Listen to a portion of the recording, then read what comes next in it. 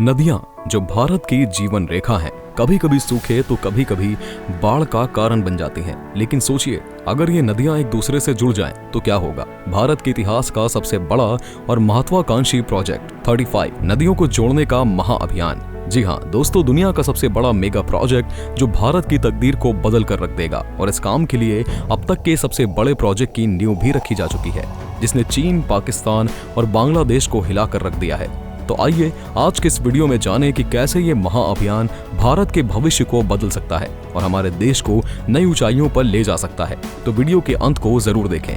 दोस्तों, भारत नहरों और नदियों से समृद्ध देश है जो हमारे लिए पीने के जल की आपूर्ति करती है। हालांकि कई इलाके ऐसे भी हैं जो सूखे की चपेट में हैं। ऐसे में केंद्र सरकार इस परेशानी से निजात के लिए एक प्रोजेक्ट ला रही है, जिसे रिवर इंटरलिंक प्लान के नाम से जाना जा रहा है। इस प्रोजेक्ट में सभी नदियों को आपस में जोड़ने पर विचार किया जा रहा है।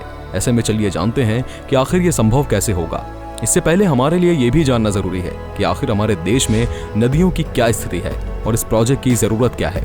हमारे देश में सतह पर मौजूद पानी की कुल मात्रा 690 बिलियन क्यूबिक मीटर प्रति वर्ष है। हालांकि इस पानी का सिर्फ 65% पानी ही इस्तेमाल हो पाता है। शेष पानी बेकार बहकर समुद्र में चला जाता है। लेकिन इससे धरती और महासागरों तथा ताजे पानी और समुद्र का पारिस्थितिकी संतुलन बना रहता है। वहीं बड़ी आबादी ऐसी भी है जो पानी के अभाव में रहती है। इसके अलावा हमारे देश में 2 तरह की नदियां हैं, एक जिनमें केवल वर्षा का पानी आता है और बारिश के बाद अगले 2 महीने में ही ये नदियां सूख जाती हैं। वहीं दूसरी नदियां जो कि हिमालय से निकलती हैं, जैसे गंगा, ब्रह्मपुत्र, इन नदियों में साल भर पानी रहता है, क्योंकि इनमें बारिश के अलावा हिमालय से पिघलने वाली बर्फ का पानी भी आता है। लेकिन इसी वजह से इन नदियों में हर साल भयंकर बाढ़ भी आती है, जिस वजह से कई लोगों की जान भी चली जाती है और करोड़ों की संपत्ति का नुकसान होता है, वो अलग। इसलिए इस प्रोजेक्ट के माध्यम से सरकार नदियों को इस तरह से लिंक करना चाहती है कि जब एक तरफ की नदियों में पानी सूख जाए और दूसरी तरफ की नदियों में पानी ओवरफ्लो हो, तो एक नदी का पानी दूसरी नदी में पहुंच जाए। इससे सूखे और बाढ़ दोनों ही समस्याओं से निपटा जा सकता है और इसीलिए इस प्रोजेक्ट को देश के विकास के हिसाब से काफी महत्वपूर्ण माना जा रहा है। आइए अब इस प्रोजेक्ट के बारे में थोड़ा डिटेल में जानते हैं। भारत में पानी की कमी को दूर करने के लिए राष्ट्रीय नदी जोड़ो परियोजना की योजना बनाई गई है। इस योजना के तहत देश की 37 प्रमुख नदियों को आपस में जोड़ने का इरादा है। इसके लिए 15,000 किलोमीटर लंबी नई नहरें बनाई जाएंगी। इस प्रोजेक्ट के 2 हिस्सों में बांटा गया है, एक हिमालयी नदियों को जोड़ने के लिए और दूसरा दक्षिण भारत की नदियों को जोड़ने के लिए। हाल ही में केंद्र सरकार ने कोसी और मेची नदियों को जोड़ने के लिए 4,900 करोड़ रुपए की मंजूरी दी है, जिससे ये योजना चर्चा में आ गई है। नदियों को जोड़ने का विचार भारत में पहली बार 1858 में पेश किया गया था। ये सुझाव मद्रास प्रेसिडेंसी के chief engineer sir Arthur cotton ने दिया था, जो दक्षिण भारत में सूखा और बंदरगाहों की सुविधा के लिए था। 1960 में गंगा और कावेरी नदियों को जोड़ने का प्रस्ताव पेश किया गया। इसके बाद 1982 में राष्ट्रीय जल विकास एजेंसी NWDA की स्थापना की गई।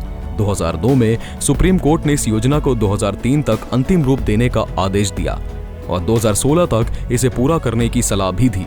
इस प्रोजेक्ट का उद्देश्य भारत की नदियों को एक नई दिशा देना है और इसके लिए 2 महत्वपूर्ण चरण निर्धारित किए गए हैं। पहले चरण में हिमालयी नदियों का विकास होगा, जिसमें कुल 14 लिंक बनाना शामिल है।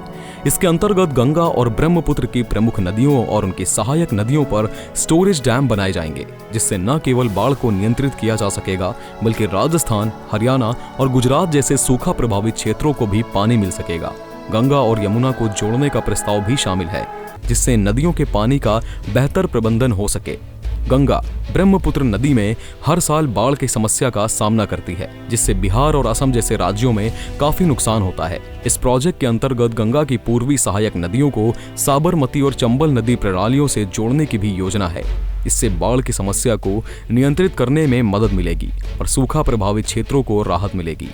दूसरे फेज में दक्षिण भारत की नदियों का विकास किया जाएगा, जिसमें महानदी और गोदावरी से आने वाला एक्स्ट्रा पानी कृष्णा, कावेरी, पेन्नार और वैगई नदियों में ट्रांसफर किया जाएगा। इस फेज के 4 खास पार्ट्स हैं। पहले महानदी और गोदावरी नदी घाटियों को कावेरी, कृष्णा और वैगई नदी सीरीज से जोड़ना। दूसरे केन से बेतवा नदी और पार्वती तथा काली सिंध नदियों को चंबल नदी तक जोड़ना। तीसरे तापी के दक्षिण में पश्चिम की ओर बहने वाली नदियों को जोड़ना और चौथे पश्चिम की ओर बहने वाली कुछ नदियों को पूर्व की ओर बहने वाली नदियों से जोड़ना।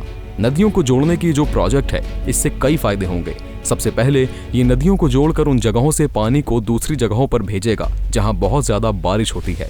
इससे बाढ़ और सूखे के कंट्रोल करने में मदद मिलेगी और देश के कई हिस्सों में पानी की कमी को दूर किया जा सकेगा। इस प्रोजेक्ट से हाइड्रो पावर का उत्पादन भी बढ़ेगा। इसमें कई नई डैम और जलाशयों का निर्माण होगा और अनुमान है कि इससे करीब 34,000 मेगावाट बिजली बन सकती है। नदियों के पानी का संतुलन बनाए रखने से वाटर पॉल्यूशन कंट्रोल करने, शिपिंग, इरिगेशन, मछली पालन और वाइल्ड लाइफ कंजर्वेशन में भी मदद मिलेगी। सिंचाई खास तौर पर बहुत महत्वपूर्ण है।